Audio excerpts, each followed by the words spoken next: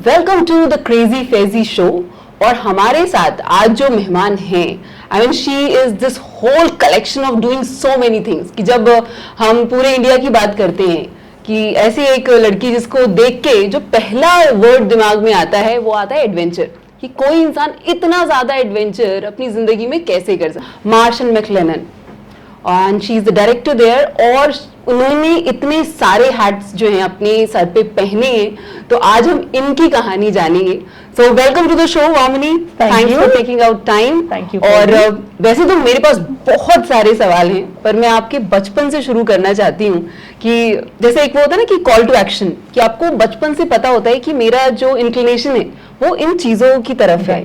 और कई बार फैमिली आपकी सपोर्ट करती है, कई बार ऐसा होता है कि फैमिली को समझ में नहीं आ रहा होता है कि ये क्या एडवेंचर है, इसको क्यों क्लाइंब करना है, इसको ये चीजें क्यों करनी है। सो आपका बचपन कैसा था और ये एडवेंचर का जो एलिमेंट है वो कहाँ से आया?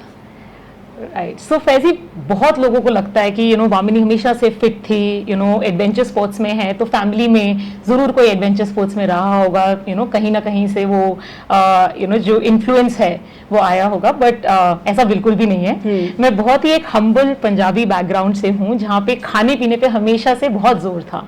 फिटनेस की डेफिनेशन सिर्फ इतनी थी कि अगर आप बाहर से पूड़ी छोड़ के घर पे मम्मी का तला हुआ खा रहे हैं तो वो फिट है। राइट, तो घर का खाना इज फिट, तो हमेशा से खाने पे जोर था। तो शुरू से ही मैं खाने पीने में बहुत मतलब आज भी मुझे खाना बहुत पसंद है, बट हमेशा से मेरा जो वेट था वो थोड़ा सा ज्यादा था शुरू से। और पंजाबी में जैसे कहते हैं ना, आपको मोटा नहीं कहते हैं, आपको कोट अनकोट हमेशा से हेल्दी कहते हैं। तो मैं हमेशा से वो चबी बच्चा थी, बड़े होते हुए भी वेट थोड़ा सा ज्यादा था। उसके बाद स्कूलिंग खत्म हुई, कॉलेज स्टार्ट हो गया, कॉलेज के एकदम बाद नौकरी स्टार्ट हो गई, तो जो लाइफस्टाइल है वो और सेडेंट्री हो गया, तो वेट जो है और बढ़ने लगा। एक बार ऐसा हुआ कि मैं अपने ऑफिस के बाद ऐसे ही एक कॉफी शॉप में बैठी थी और कॉफी पीते पीते एक छोटा सा पोस्टर देखा जिसपे लिखा था साइक्लोथॉन। तो साइकिल चलाए हुए बहुत टाइम हो गया था, एक साइकिल चलाया करती थी बचपन में, बट नथिंग मेजर। तो साइन अप कर लिया, चली गई साइक्लोथॉन के लिए। वहां पहुंची तो 80% लोग तो मेरे जैसे थे, उनके पास एक बेसिक साइकिल थी। मैं अपनी ये हीरो रेंजर स्विंग करके एक साइकिल हुआ करती थी, उसको ले गई। पुरानी थी, गार्नियर का एक ग्रीन कलर का हेलमेट पहना हुआ था जो कि स्पॉन्सर्ड था। 80% लोग वैसे ही थे। कोने में एक ग्रुप खड़ा था बिल्कुल कॉर्नर में, जो बिल्कुल जर्सी पहने हुए थे, उनके पास हेलमेट्स थे, फैंसी बाइक्स थी, बहुत इंप्रेसिव लगे मुझे।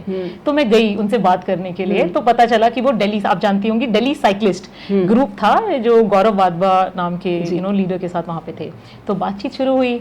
जब राइड खत्म हुई तो नंबर वगैरह एक्सचेंज कर लिया। तो उन्होंने कहा आप आइए हमारे साथ, आप राइड करिए। तो काफी महीने निकल गए।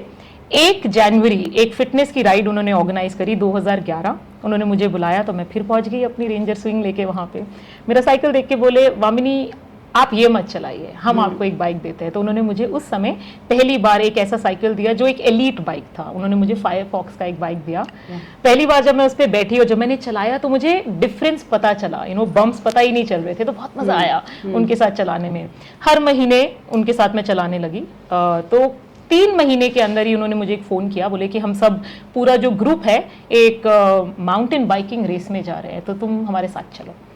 अब माउंटेन बाइकिंग के बारे में कोई आइडिया नहीं था। 3 महीने हुए थे अभी साइकिल चलाए हुए, तो मैंने मना कर दिया, कहा मैं नहीं आऊँगी, मुझे आइडिया नहीं है, मुझे पता नहीं है। तो बोले नहीं नहीं, हम सब जा रहे हैं, मस्ती करेंगे, हम ऐसा करेंगे वैसा करेंगे। तो ज़्यादा कन्विंस नहीं करा, मैंने हाँ बोल दिया। अब जैसे ही हाँ बोला तो उन्होंने साइन अप किया मुझे, और एमेच्योर छोड़ के एक्सपर्ट वुमेन कैटेगरी में उन्होंने मुझे एनरोल कर दिया। वहां पहुंची, साइकिल चलानी शुरू करी, ज़्यादा सोचा नहीं, बस चलाई। 1 राउंड, 2 राउंड, 3 राउंड। यह 16 फरीदाबाद में था, गर्मी थी, मार्च का समय था। जैसे तैसे करके चलाई, अच्छा लगा। और फिर फाइनली पूरा ग्रुप बुलाया गया कोने में, यहाँ पे जहाँ पे अवार्ड सेरेमनी होने वाली थी। जब रिजल्ट्स अनाउंस किए तो अब आप इसको बिगिनर्स लक बोल सकती हैं, बट जब सेकंड पोजीशन अनाउंस हुई तो उसमें मेरा नाम, जैसे वामिनी सेठी सेकंड पोजीशन, तो यकीन नहीं हुआ कि ये तो मैंने भी और किसी को यकीन नहीं हुआ, क्योंकि नई नई लड़की है, अभी तो सीख रही है, कुछ आता नहीं है। बट वामिनी कॉमन नाम नहीं है, तो दूसरी वामिनी तो वहां नहीं थी। तो बहुत खुशी में मैं खड़ी हुई, पोडियम पे गई, और जब पोडियम पे जा रही थी, जो बाकी बाइकर्स थे मेरे साथ आए थे, वो एक इस तरह से देख रहे थे जैसे जो उनकी जो रिस्पेक्ट थी मेरे लिए 2 नॉचेस बढ़ गई एकदम से, क्योंकि ये माउंटेन बाइकिंग एक्सपर्ट कैटेगरी जी था। वहां खड़े होके फर्स्ट टाइम एक चेक दिया उन्होंने मुझे 50,000 का, जो बहुत बड़ी रकम है, उस समय Actually. भी, आज भी बड़ी रकम है। और बहुत सारी गुडीज, आप तो रनिंग में हैं फैजी, वुडलैंड के वाउचर्स, ओकली के वाउचर्स, सुंटो के वाउचर्स, Wow. वहाँ खड़े हुए उस ट्रॉफी को पकड़ के सबको, राइडर्स को नीचे देखते वक्त मुझे लगा कि ये तो मुझे करना है। मैंने अपने अंदर एक ऐसी चीज डिस्कवर करी फैजी, जो मुझे पता नहीं थी मेरे अंदर है। बस वहीं से जर्नी शुरू हुई। 10 किलोमीटर की राइड थी पहली, करते करते जर्नी मुझे एवरेस्ट तक ले गई। And before attempting to climb Everest, आपका एक रिकॉर्ड है Limca book of world records. Yes. उसके बारे में बताएं कि उसका ख्याल कहाँ से आया था and how did you train for it, because you are the only women who have done this in any foreign country. Yes, so जैसे फैजी जर्नी शुरू हुई 2011 में स्टार्ट हुई थी। जब जर्नी स्टार्ट हुई, पहली बार जब रेस जीती तो ट्रेनिंग करना स्टार्ट किया, तब रियलाइज किया कि ट्रेनिंग के मायने क्या हैं। फिर जर्नी बेटर होती गई। 2012 में मैंने लंबी राइड शुरू करी। मैंने दिल्ली से आगरा चलाया, पानीपत चलाया, ये सब दिल्ली साइकिलिस्ट के साथ। 2013 में मैं सीरियस माउंटेन बाइकिंग सर्कल में आ गई। मैंने शिमला में जाके रेस किया। एक 7 दिन के रेस में, मैंने उसको MTB हिमालय बोलते हैं, 7 दिन का बहुत ही टफ रेस है, उसमें पार्टिसिपेट किया। और 2014 में मेरी सिलेक्शन ये टाइम्स पैशन ट्रेल्स में दिल्ली से, मनाली से ले जाने के लिए हो गया। तो मैंने फिर टाइम्स पैशन ट्रेल के साथ साइकिल चलाया। तो जर्नी जो है वो बेटर होती जा रही थी हर साल, और मेरे एम्बिशंस और गोल्स भी जो हैं बड़े होते जा रहे थे। अब 2015 की बात है, I was going to turn 30, ये मेरा माइलस्टोन था। तो मुझे लगा अब इतना कुछ चल रहा है लाइफ में, कुछ अलग करना चाहिए। तो ऑफिस में बैठी हुई थी, एक बिना सोचे समझे लिम्का को मेल लिख दिया कि एक रिकॉर्ड बनाना चाहूंगी, कैटेगरीज हैं कोई। वहां से एक दिन में मेल आया पलट के, तो खुश हो गई मैं कि मतलब ये रिस्पॉन्ड भी करते हैं। तो उन्होंने मुझे 3-4 कैटेगरीज दी, जिसमें एक कैटेगरी थी riding the longest distance in a foreign country. उसके लिए साइन अप किया। और तब तक मेरा जो थोड़ा मेरे को साइकिलिंग सर्कल में सब पहचान गए थे। I was one of the first women who was taking the lead in cycling.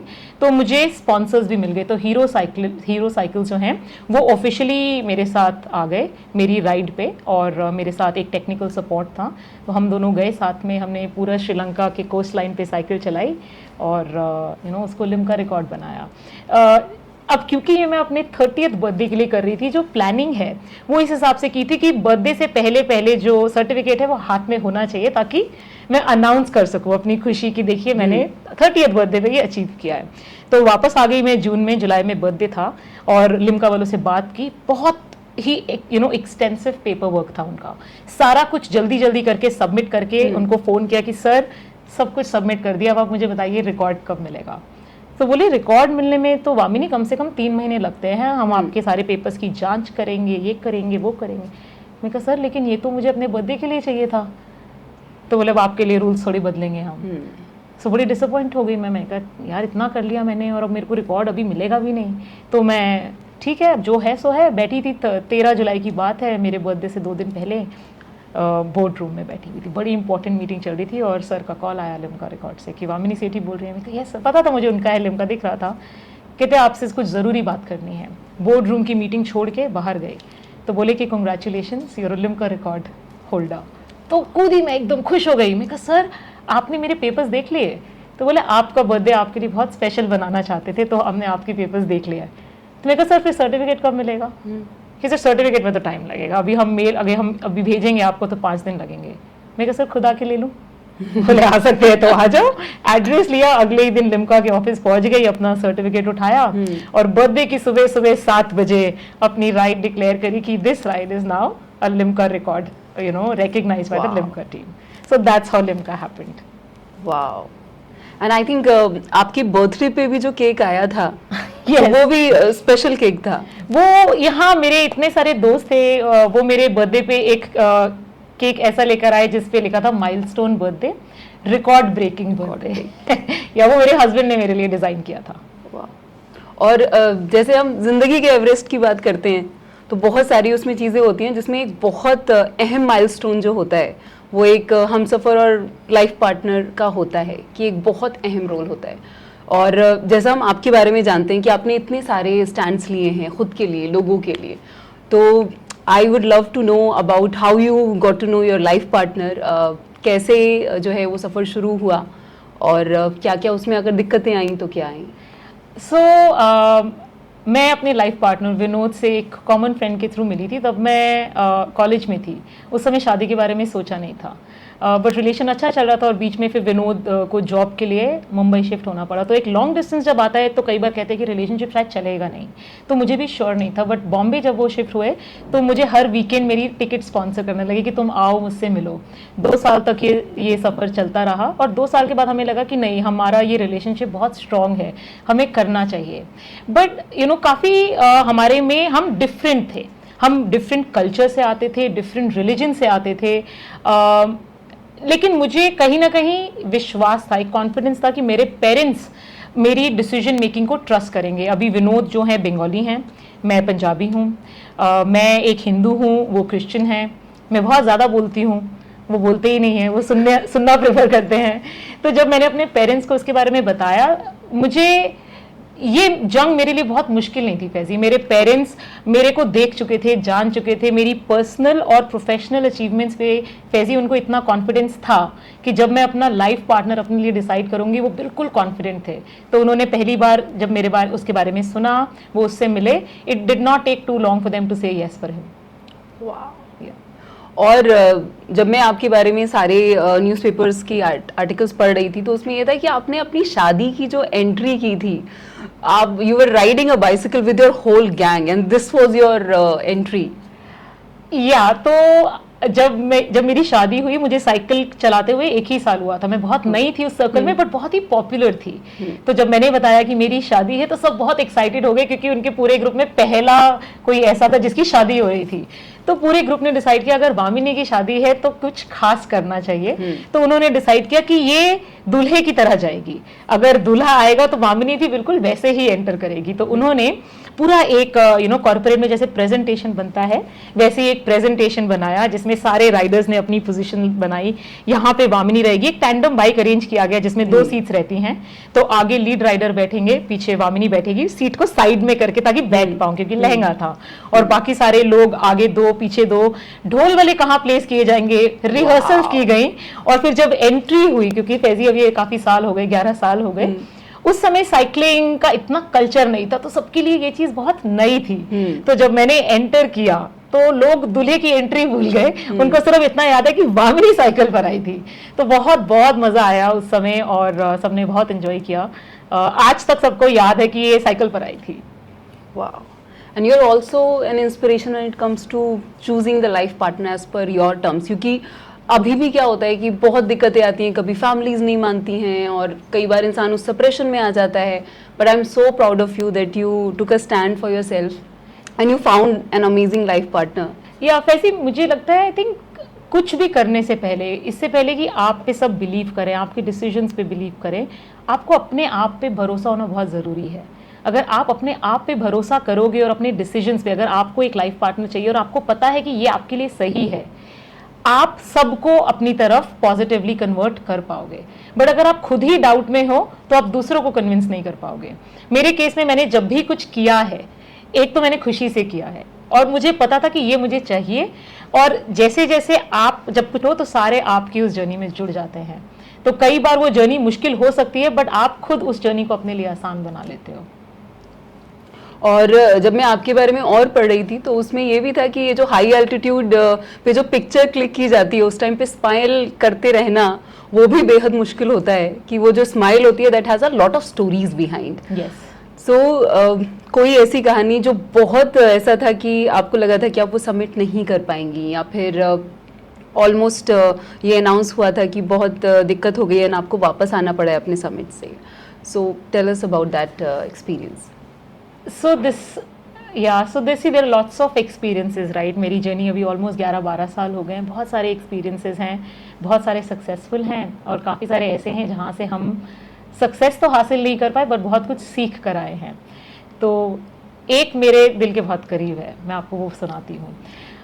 23 मई 2019 मैं I was almost on top of the world at 8300 meters Everest के, with Everest been at 8848 meters। मुझे याद है वो आखिरी कैंप था और हमें वो आखिरी के 500 मीटर और जाना था, and I would have been on top of the world. मैं दुनिया के सबसे ऊंचे शिखर के टॉप पे होती। तो वो जो फीलिंग थी, वो सोचना अपने आप में एक बहुत बहुत ही अच्छा फील कर रही थी कि बस और कुछ घंटे हैं मेरे और शिखर के बीच में। और उसी वक्त हमको एक कॉल आता है नीचे बेस से कि ऊपर का वेदर ख़राब होने वाला है और आप लोगों को सबको नीचे आना पड़ेगा, तो आप लोग डिसाइड करिए। तो अब हम वहाँ पे थे, हमें एक डिसीजन लेना था, एक कैलकुलेटिव डिसीजन। अब यहाँ से अगर हम ऊपर जाएंगे तो हो सकता है वापस ही ना आए, क्योंकि हम एवरेस्ट की बात कर रहे हैं। तो पूरे ग्रुप ने डिसाइड किया यूनानिमसली कि हम नीचे जाएंगे। ज़्यादा सोचा नहीं, क्योंकि इतना वक्त नहीं था। नीचे आते वक्त पूरा समय माइंड क्लोज था, डिनाइल में था कि क्या हुआ, एकदम से इतना बड़ा सपना टूट गया, एक सब एवरीथिंग इज लाइक ओवर। तो डिनाइल फेज ही चलता गया। फिर हम वापस चाइना साइड से मैं अपना समिट अटेम्प्ट कर रही थी, वहाँ से मैं काठमांडू पहुँची। काठमांडू में अपना जो लगेज है वो मैं स्कैनर पे रख रही थी। हमको देख के, हमारे ग्रुप में 4-5 लोग थे, हमको देख के एक सिक्योरिटी पर्सनल जो वहाँ पे थे वो आए मेरे पास। उन्होंने देखा शायद हमने एवरेस्ट के टी शर्ट्स पहने हुए थे, बड़े बड़े डफल बैग थे, तो समझा ये जो ग्रुप है ये एवरेस्ट से आ रहा है। तो आके एकदम एक्साइटमेंट में मुझसे पूछे ऊपर पहुँचे। अभी इतनी डिसअपॉइंटमेंट में मैं थी, इतनी समझ नहीं पा रही थी कि हुआ क्या। तो उन पे थोड़ा सा नाराज़ हो गई, जैसे उनकी वजह से वेदर ख़राब हुआ हो। तो मैंने उनको बोला कहाँ पहुँचे ऊपर, तो वेदर ख़राब हो गया, इतना ऊपर से हमको नीचे आना पड़ा। तो ऐसे करके उनको मैंने बोला, मेरी बात सुनी, भाग कर गए पीछे और एक न्यूज़पेपर उठा के लेके आए और न्यूज़पेपर दिखाया मुझे। मैं 2 तस्वीरें थीं और 2 नाम थे। तो बोले इनको जानते हो, अपर्णा एक नाम था। तो मैंने देखा और बोला हाँ मैं तो जानती हूँ इनको, ये लोग एवरेस्ट पे थे साउथ साइड, तो एवरेस्ट 2 साइड से होता है। सो आई सेड ये they passed away in Everest this year. So उसने मेरी बात सुनी और बोला कि आप ही के साथ जा रही है इनकी बॉडीज़। तो जब सुना तो बहुत अजीब सा लगा। इससे पहले कि कुछ बोल पाती तो बोला कि एक और बात बताओ, ये तो ऊपर भी पहुँच गए थे। और फिर कंटिन्यू करते हुए बोले कि आप शुक्र मनाइए कि आप तो चल के जा रही हैं, वरना आप इन्हीं के साथ लेटी होती। तो जब मैंने उनकी वो बात सुनी, I had nothing to say to him. मुझे कुछ कहने के लिए नहीं था। I just looked him in the eye, I just smiled through my own pain and I smiled and I just proceeded to the next counter. But उनकी जो बात थी ना, वो मेरे कानों में गूंजती रही। हाँ, that the words of that security personal echoed in my ears through the rest of my journey. बहुत बार फैजी ऐसा होता है, जब कोई चीज़ पॉजिटिव नहीं होती, जब आप पॉजिटिव नहीं होती, आपके हिसाब से नहीं होती है, तो हम सिर्फ नेगेटिव पे फोकस करते हैं। और जब हम नेगेटिव में फोकस करते हैं, then the positive just slips away like sand through our fingers. 4 साल से मैं एवरेस्ट की ट्रेनिंग कर रही थी। मेरे लिए बहुत इंपॉर्टेंट समिट था ये। कुछ लोगों को फैजी 10 साल लग जाते हैं एवरेस्ट का एक क्लाइंब प्लान करने में। एवरेस्ट आपका एक बैंक बैलेंस ले लेता है, part of your bank balance. एक समिट में कम से कम 50 लाख लगते हैं और मुझे स्पॉन्सर्स इकट्ठे करने पड़े। एक स्पॉन्सर आपको इतना पैसा नहीं देता, तो छोटे छोटे स्पॉन्सर्स 2 लाख 3 लाख करके मैंने 27,000 के स्पॉन्सर्स इकट्ठे किए थे और बाकी जो बैलेंस था वो मैंने खुद डाला था। 2 महीने अपनी फैमिली से अलग थी, ऑफिस से 2 महीने की छुट्टी मिलनी बहुत मुश्किल थी, वो लेकर गई थी। तो इतना कुछ, when so much was at stake and when you have only 500 metres to go, you don't know whether you should turn back और नॉट। तो ये जो क्वेश्चन थे ये मेरे लिए अनआंसर्ड थे। जब मैं प्लेन में बैठी, अब मैं काठमांडू से दिल्ली आ रही थी, तो मेरे दिमाग में बहुत सारे क्वेश्चंस थे। मैं इन बॉडीज़ के बारे में सोच रही थी, जो 2 बॉडीज़ एवरेस्ट से आ रही हैं। इन लोगों को मैं जानती थी, हम लोग काठमांडू में साथ थे, हमने साथ में शॉपिंग करी थी, है ना। छोटा सा एक ग्रुप होता है, इंडियन ज़्यादा तो आते नहीं है एवरेस्ट, तो सब एक दूसरे को जान जाते हैं क्योंकि कुछ दिन हम एवरेस्ट में रहते हैं। और अब वो एक बक्से में, एक बॉक्स में आपके साथ उसी प्लेन में है जिसमें आप लोग सब आए थे। तो बहुत नेगेटिव थॉट प्रोसेस हो गया कि अगर ये फ्लाइट क्रैश हो गई तो क्या होगा, डर लगने लगा। तो ये थॉट्स चलते रहे, बट फाइनली वो जो फ्लाइट है वो स्मूथली दिल्ली लैंड कर गई। अभी जब दिल्ली लैंड कर गई, मेरी मदर और मेरे फादर मुझे लेने आए थे। मेरी मदर बहुत एक्साइटेड थी मेरे को लेने में। जब मैंने उनको देखा एयरपोर्ट में, अब जो उनकी एक्साइटमेंट थी, इट वाजंट बिकॉज उनकी डॉटर ऊपर नहीं पहुंची। Her excitement comes from a fact that the daughter has come back alive. 2019 में फैजी बहुत ज़्यादा जो वेदर विंडो था वो बहुत छोटा था, बहुत एक्सीडेंट्स हो रहे थे। ऊपर से बहुत न्यूज़ आ रही थी कि ये चले गए, वो चले गए, इसके साथ ऐसा हादसा हो गया। तो मेरे पेरेंट्स ने 6 दिन तक मेरी कोई न्यूज़ नहीं सुनी, क्योंकि नीचे कोई न्यूज़ आ नहीं रही थी। तो उनको डर लगा कि इसको क्या हुआ। तो जब न्यूज़ आई कि ये जिंदा है और वापस आ गई है, उन्होंने ये पूछना ज़रूरी नहीं समझा कि ऊपर पहुँची कि नहीं। तो मेरी माँ मुझे बताती है कि पहले मेरा प्रेयर था कि मेरी बेटी किसी भी तरह एवरेस्ट के टॉप पे पहुँच जाए, लेकिन बाद में मेरा सिर्फ इतना प्रेयर था कि ये जिंदा वापस आ जाए। तो जब मैं जा रही थी, एयरपोर्ट से बाहर निकल रही थी, मम्मी बिल्कुल पापा के आगे खुश, इतनी खुश कि ये वापस आ गई है इतने महीनों बाद चीज़। And while I was walking towards her, बिल्कुल कोने में एक और लेडी खड़ी थी, बिल्कुल कोने में साइड में। थोड़ा सा ध्यान से देखा तो वो अपर्णा की मदर थी, और वो अपनी बेटी की बॉडी लेने आई थी एयरपोर्ट पे। तो जब मैंने उनको देखा और अपनी मदर को देखा साथ में, क्योंकि मैं कंपेयर कर पा रही थी, अब उनके तरफ जाने की मेरी हिम्मत नहीं हुई। I could not pass on my condolences to her.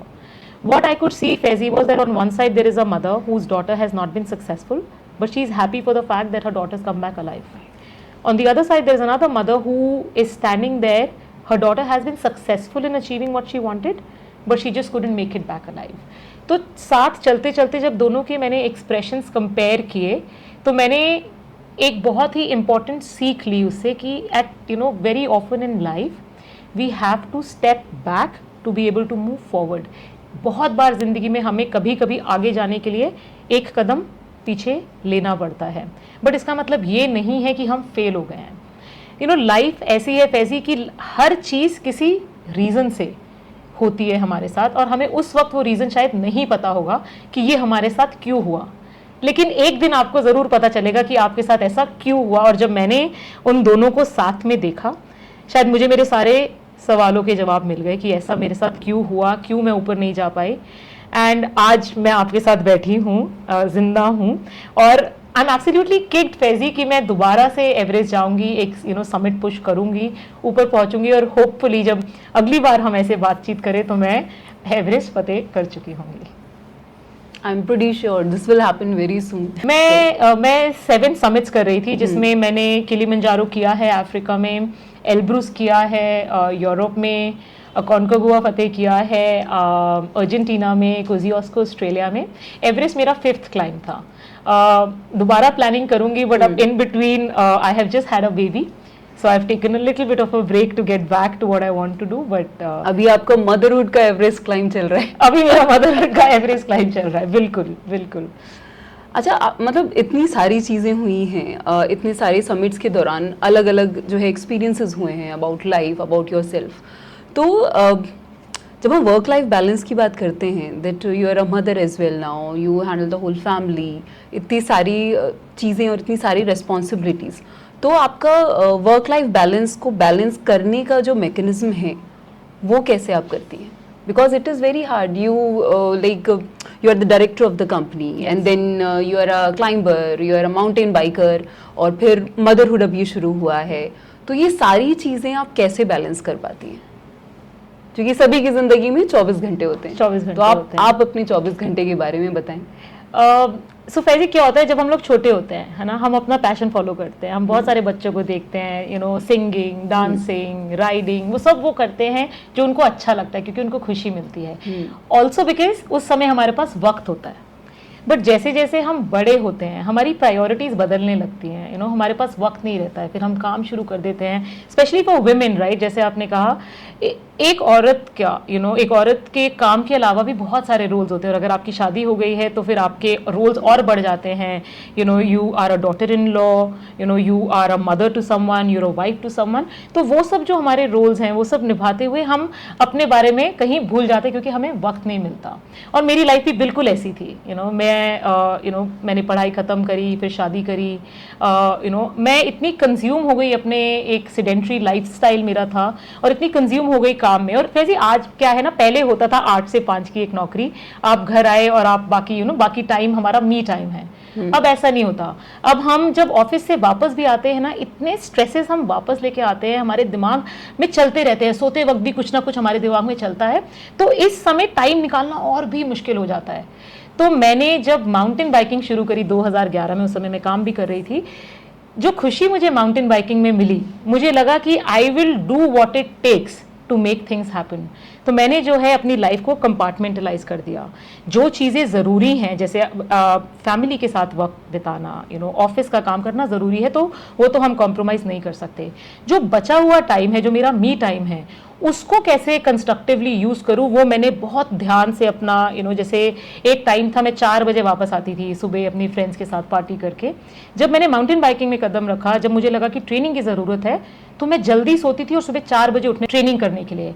तो जो मेरा एक दिन था, स्पेशली अगर कोई बड़ा गोल सामने है, तो मैं क्या करती थी, सुबह 4 बजे उठती थी, ट्रेनिंग करती थी, ऑफिस जाती थी, वापस आती, खाना खा के मैं सो जाती थी। क्यों? क्योंकि आपको 8 घंटे सोने के लिए भी चाहिए। तो वो जो 2-4 महीने रहते हैं, जब आपका एक गोल है, आपको अचीव करना है, बहुत ही रोबोटिक वे में मैं अपनी लाइफ जीती थी। कोई भी ऐसी चीज जो मुझे मेरे गोल से हटाए, मैं वो नहीं करती थी। फिर एक बार जब गोल अचीव हो गया, तो वापस 3-4 महीने का ब्रेक, आपको जो करना है करो, पार्टी करनी है करो, and then get back to your goal. So that's how I compartmentalise everything and I made sure that I am giving time to things that matter to me, and that's how। मुश्किल था, बोलने में आसान लगता है, बहुत मुश्किल था, but nothing is impossible। I think we can have it all provided we are willing to work for it। अभी मुझे काम करते हुए 20 साल हो गए हैं Faizi, and I have been able to achieve most of what I wanted to, and I think it's only possible if you one believe in yourself and if you make things happen for yourself। कुछ वक्त पहले मैंने mountaineers के लिए एक event किया था, और जिसमें कुंभू आइसफॉल जो है उसकी जो लेडर होता है उसके ऊपर मैंने ये नाम रखा था, Khumbu icefall that's the way to the god. और वो बहुत मुश्किल होता है, और इसीलिए कुंभू आइसफॉल को एक वो डेथ जोन का हिस्सा माना जाता है। और आपने चाइना से किया था, तो आपके रास्ते में शायद वो नहीं आया था, मेरे इसमें नहीं था। बट वो बहुत क्लोज टू डेथ एक्सपीरियंस होता है, जितना भी मैंने माउंटेनियर्स का अपनी फ्रेंड्स से सुना है। सो आपके जैसे सियाचिन ग्लेशियर के बारे में आपका पढ़ा, आप वहाँ पे गई थी, वहाँ पे you went through some accident, आपकी इंजरी हुई थी, and still you are women to be there. So tell us one of the experiences जिसमें आपको बहुत ही क्लोज टू डेथ एक्सपीरियंस हुआ, एंड जब ऐसा कुछ एक्सपीरियंस होता है तो आपकी ज़िंदगी का जो पर्सपेक्टिव है, जो ज़िंदगी के मायने हैं, वो काफ़ी बदल जाते हैं। सो any of those experiences? हाँ, तो 2 अलग अलग एक्सपीरियंसेस हैं। एक सियाचिन का एक्सपीरियंस है जो बहुत ही स्पेशल है और आपको मैं बताऊंगी, और जो नियर डेथ एक्सपीरियंस है वो एवरेस्ट में हुआ था। जब हम एक्लेमेटाइजेशन कर रहे थे, तो पहला जब हमने राउंड किया था, तो मेरा एक बहुत ही फेटल एक्सीडेंट हुआ था काफ़ी हाई ऑल्टीट्यूड में, और मेरे लिए वापस आना बहुत मुश्किल हो गया था क्योंकि मैं चल नहीं पा रही थी। और लेकिन जब आप उस लेवल उस ऑल्टीट्यूड पे होते हो, वापस नीचे उतरने के अलावा कोई चॉइस नहीं है, क्योंकि ऊपर रहना उस थिन एयर में it's very difficult. We were already at 7100 metres. तो जब मैं नीचे उतरने लगी, मुझे बहुत मुश्किल लगा, मेरे पैर चल नहीं रहे थे। तो लिटरली मेरे जो शेरपा थे, जो मेरे वहाँ पे गाइड थे, उन्होंने मुझे बोला या तो आप नीचे चले जाइए, यहाँ पे आप यहीं पे मर जाइए। अब ऐसा आप सुनेंगे तो नो मैटर व्हाट, मैंने ये स्नो गॉगल्स पहन रखे थे। जब पहला कदम नीचे रखा, एक लैडर था जो हमें उतरना था, तो लैडर में उतरना और भी मुश्किल था। जब पैर रखा तो बहुत तकलीफ हुई, और उस समय मैं इतनी पेन में थी फैजी की आंसू निकल रहे थे, और मैं अपने आप से पूछ रही थी कि what have I signed up for, मैं क्यों आई हूँ इसके लिए, मतलब अभी मुझे इतना नीचे जाना है इस पेन में, मैं तो चल नहीं पा रही। तो मैंने 3 पेन किलर्स खाए थे इमीडिएटली वहाँ पे, क्योंकि वहाँ वेदर ख़राब था, तो उतरना बहुत ज़रूरी था। बट जैसे तैसे करके मैं वापस गई, मैं पहुँची, और वहाँ पे मुझे बोला गया कि अभी तो आप फिट नहीं हो क्लाइंब करने के लिए, तो आप थोड़ा लोअर ऑल्टीट्यूड में जाओ और थोड़ी रिकवरी करो। और उस समय वेदर विंडो ओपन नहीं हुआ था, तो हमेशा समिट पुश जो होता है और उससे पहले एक विंडो होती है। तो मैं वापस थोड़ा नीचे ऑल्टीट्यूड में गई, टिंगरी करके एक जगह थी, वहाँ पे मैं रुकी। मेरा इलाज हुआ टिबेटन हॉस्पिटल में, जहाँ हम बात नहीं कर पाते थे क्योंकि वो चाइनीज़ बोलते थे। तो फ़ोन पे मैं उन्हें समझाती थी ट्रांसलेटर में कि मुझे क्या प्रॉब्लम है। 10 दिन लगे, मैंने रिकवरी करी, 80% रिकवरी हुई होगी, और अब डिसीजन बनाना था वापस जाऊं कि ना जाऊं। बट वही बात है ना, एक कैलकुलेटिव रिस्क लेना था। मैंने कहा अगर अभी नहीं गई तो पता नहीं मौका कब मिलेगा। तो मैंने फ़ोन किया उनको कि वेदर विंडो अगर खुल रही है तो मैं वापस आऊँगी। तो 10 दिन अपनी रिकवरी के बाद 80% रिकवरी के साथ मैं वापस चली गई, और मैंने अटेम्प्ट किया। सियाचिन जो है ये एक बहुत ही इंटरेस्टिंग एक्सपीरियंस है। सियाचिन सिविलियन नहीं जा सकते हैं, ये एक ये आर्मी मैन्ड टेरिटरी है। तो सियाचिन एक बहुत ही स्पेशल एक्सपीडिशन है, क्योंकि ये इंडियन आर्मी के साथ था। सिलेक्शन होना बहुत मुश्किल था, मैं 3 साल से एप्लीकेशन डाल रही थी। 2016 में जाके फाइनली मेरा सिलेक्शन हुआ, और जब मैंने सुना कि मैं सियाचिन के लिए सिलेक्ट हो गई तो बहुत खुश हुई। तो पहली चीज़ जो मैंने करी, फेसबुक पे अनाउंस करा, you know, selected for Siachen glacier. और जब ऐसा हुआ तो वैसे ही होता है ना, फेसबुक में बहुत सारे एक्वेंटेंसेस होते हैं, सारे दोस्त नहीं होते हैं, काफ़ी लोग आपको फॉलो करते हैं। तो एक लड़की जिनको मैं जानती नहीं थी, उनका मुझे मैसेज आया कि वामिनी आपका सियाचिन में अगर सिलेक्शन हुआ है तो आप मेरा एक छोटा सा काम करेंगी। तो मैंने कहा बताइए क्या काम है, मतलब मैं क्या कर सकती हूँ सियाचिन में। लाइक मैं आपको एक मैसेज दूंगी, अगर आप ये अपने साथ ले जाएं और ऊपर जाके जब आप कुमार पोस्ट पहुँचेंगी तो आप वहाँ पे अगर इसको बरी कर देंगी तो मेरे लिए बहुत you know I would be very thankful.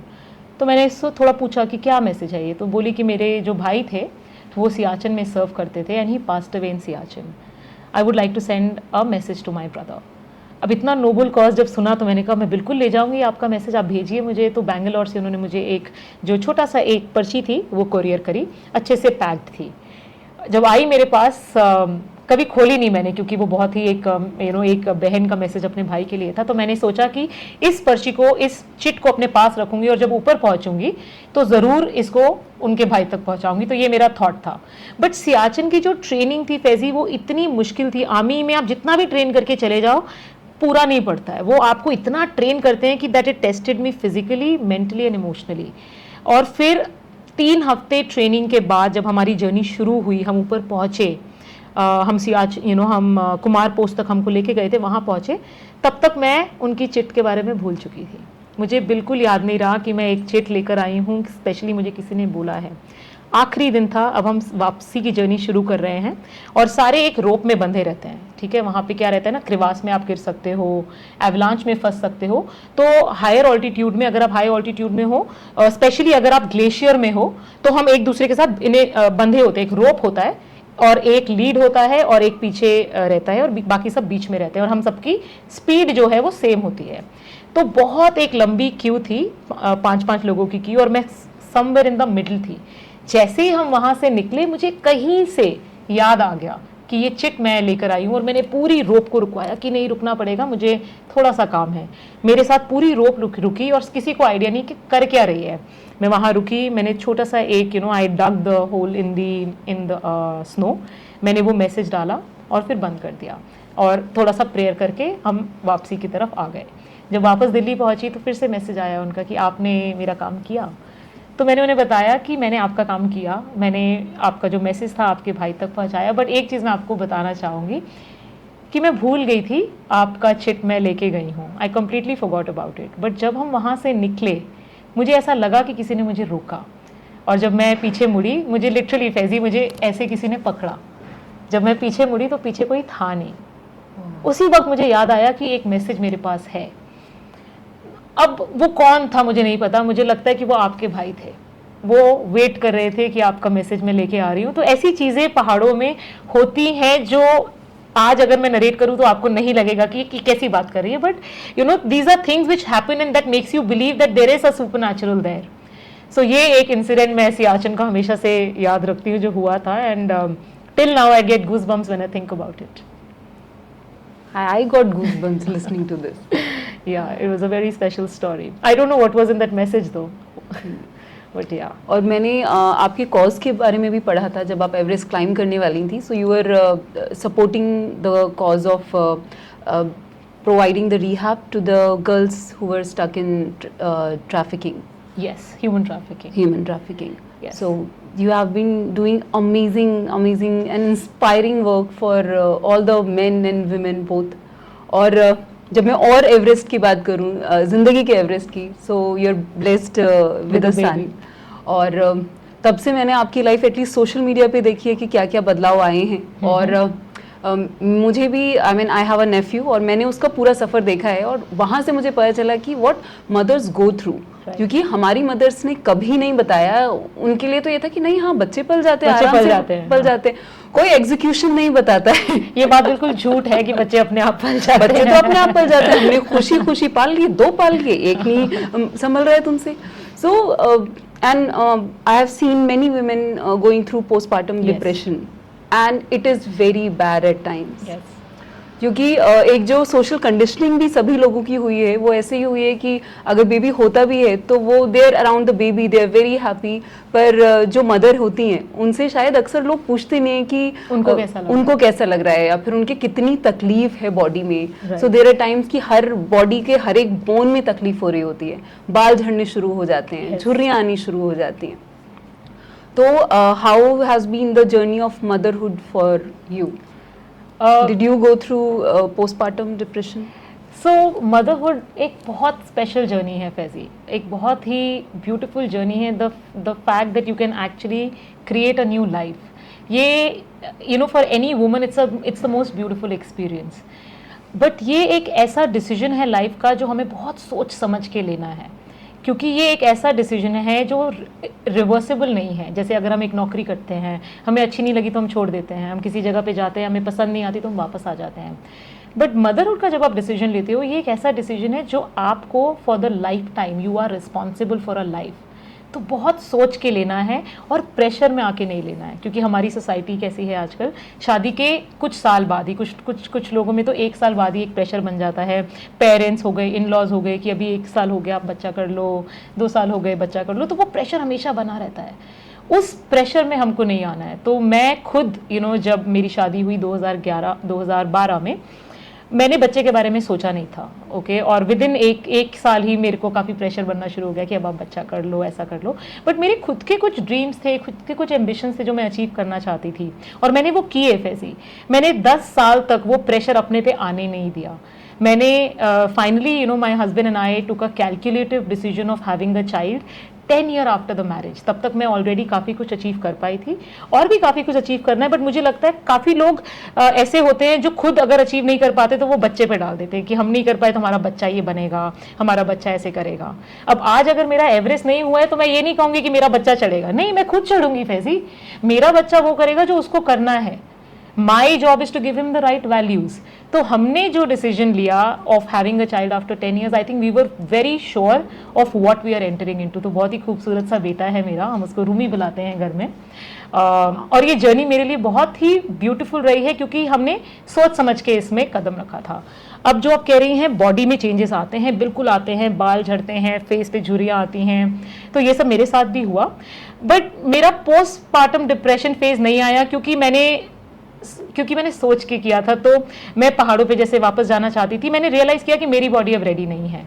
अगर मेरा एवरेस्ट अभी नहीं हुआ है तो मैं एकदम से वापस एवरेस्ट नहीं जा सकती। बॉडी को थोड़ा रिस्पेक्ट करना जरूरी है। अगर बॉडी और टाइम मांग रही है तो मैंने अपने आप को बिल्कुल बंद नहीं किया। ऐसा नहीं कि अब मैं कुछ नहीं करूंगी, मैंने ऑल्टरनेट रूट्स ढूंढने शुरू करे कि अब मैं क्या कर सकती हूँ, अगर ये नहीं हो रहा तो और क्या कर सकती हूँ।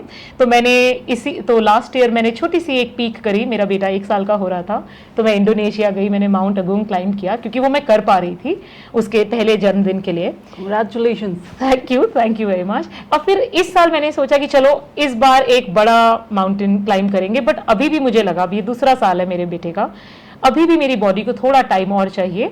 तो मैंने सोचा ठीक है, क्लाइंबिंग नहीं तो कुछ और सीखते हैं। तो फिर मैंने इस साल पैराग्लाइडिंग में एक कोर्स करा। I learn how to fly, क्योंकि उसमें फिटनेस की इतनी रिक्वायरमेंट नहीं थी, it's more technical.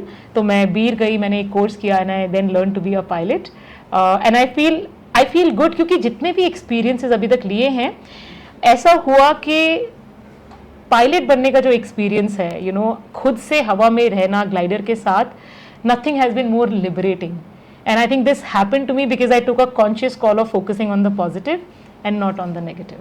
So very beautiful journey. My only suggestion or advice would be do it when you're ready and not when the society wants you to.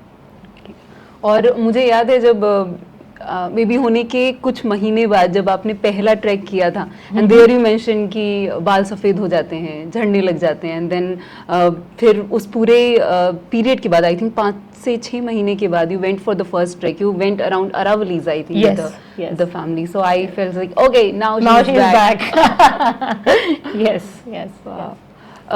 अच्छा, life में सभी के जो है बहुत उतार चढ़ाव आते हैं। There are times when you wake up, you have a lot of self doubt. कई बार अपने ऊपर बहुत सारे ऐसे सवाल आ जाते हैं।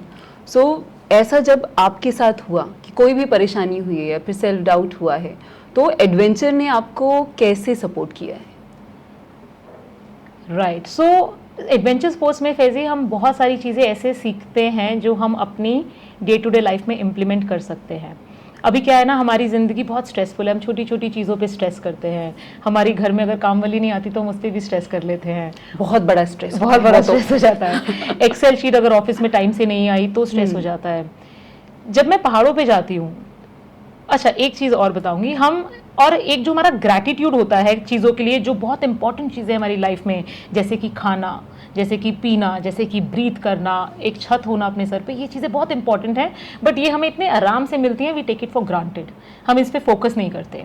जब हम पहाड़ों पे जाते हैं तो क्या होता है, ये बेसिक चीज़ें इंपॉर्टेंट होने लगती हैं, क्योंकि उस ऑल्टीट्यूड पे फैजी खाना ठीक से बनता नहीं है, चावल कच्चे रह जाते हैं, पानी नहीं मिलता है तो बर्फ़ को मेल्ट करना पड़ता है, सांस ठीक से नहीं आती है, तो और बहुत टाइम मिलता है लाइफ के बारे में सोचने का।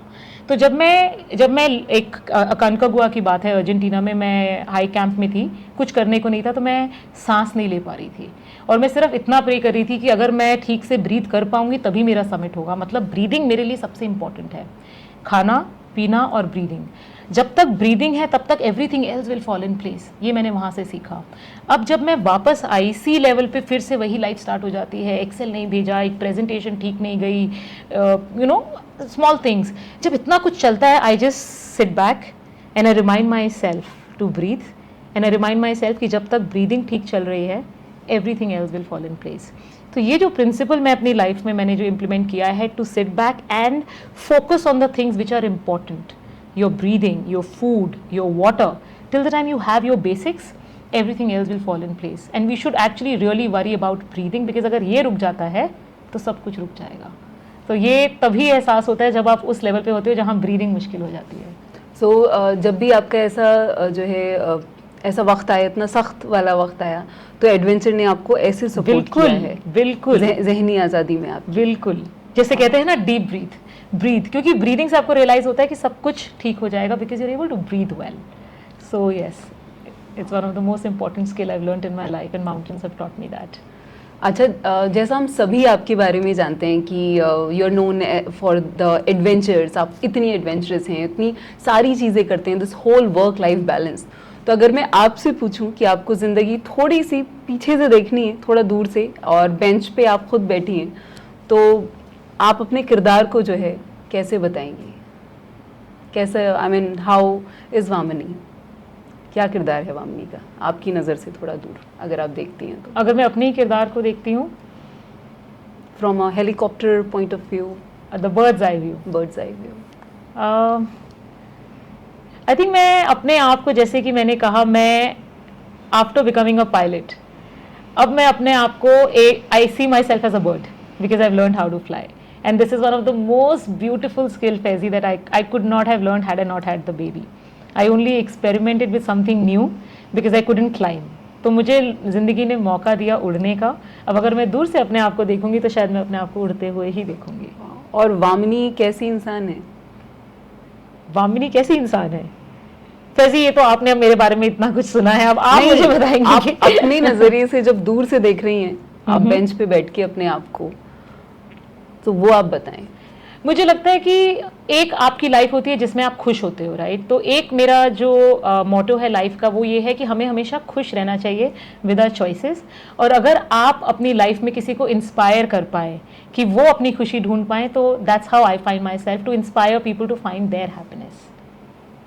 वाह। एंड ये जो मेंटल स्ट्रेंथ है, ये बहुत सारी चीज़ों से आती है, जिसमें से एक होती है कि आप किस तरीके की किताबें आपने पढ़ी हैं। सो अभी कौन सी किताब आप पढ़ रही हैं, या फिर कोई ऐसी किताब जिसने आपको इतना इंस्पायर किया हो कि आपने उसको अपनी ज़िंदगी में उतारा है?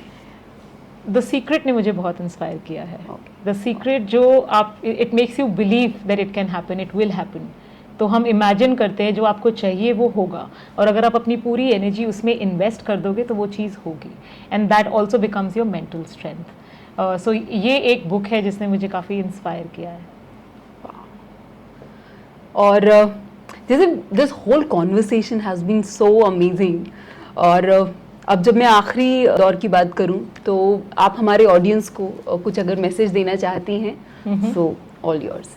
फैजी, आई थिंक मैं इतना ही कहूँगी, एक छोटा सा प्यारा सा मैसेज ये दूंगी कि आप हमेशा वो काम करें जिसमें आपको खुशी मिले, something that makes you alive. So you should always follow your passion. Having said that, passion follow करते वक्त आपको वो नहीं छोड़ना है जो आपके लिए बहुत ज़रूरी है. बहुत लोग ऐसे होते हैं फैजी जिनकी रिस्पॉन्सिबिलिटीज़ होती हैं घर पे, एक बच्चे होते हैं, वाइफ होती हैं.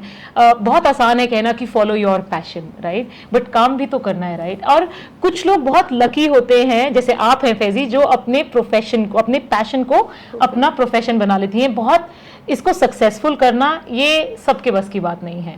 मैक्सिमम लोग उसी कैटेगरी में होंगे जिस कैटेगरी में मैं हूं, जहां हमें नौकरी भी करनी है और अपना पैशन भी फॉलो करना है, specially for women, right. I think for women to have financial freedom is also very important. It also makes you more confident. जैसे मेरा जो प्रोग्रेस हुआ है करियर में over a period of time, अलग अलग किस्म के लोगों से मैं मिली हूँ, मेरे बहुत सीनियर लोगों से मिली हूँ, अब मेरी टीम है, अब मैं और बच्चों से मिलती हूँ, सबके बारे में कुछ सीखा है. Over a period of time जो एक्सपीरियंस ऐसा रहा है कि आज के दिन में किसी से भी अगर बात करनी हो तो एक कॉन्फिडेंस मेरे में है. वो financial independence has made me that, has given me that confidence.